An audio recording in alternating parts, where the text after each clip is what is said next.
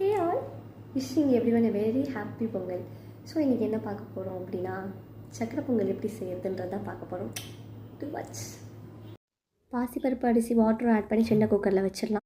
குத்தி திராட்சை முந்திரியை வதக்கி ஒரு பக்கம் வச்சுக்கோங்க. பாகு வரத்துக்கு வெள்ளத்தோட தீர்த்தம் ஆட் பண்ணி பாயில் பண்ணி வச்சுக்கோங்க. பாகு வந்த அப்புறம் ஸ்டீம் பண்ணி வச்ச அரிசி பாசிப்பருப்போட சேர்த்து இதையும் நீங்கள் ஆட் பண்ணி நல்லா வதக்கிக்கோங்க வானாயில். இப்போ ஃபைனலாக நெய் நம்ம வறுத்து வச்ச திராட்சை முந்திரி ஆட் பண்ணி முடிச்சுக்கலாம். பாகில் நான் ஏலக்காய் பொடி ஆட் பண்ணியிருப்பேன், உங்களுக்கு வேணால் நீங்கள் ஜாதிக்காவை யூஸ் பண்ணி முடிச்சுக்கலாங்க.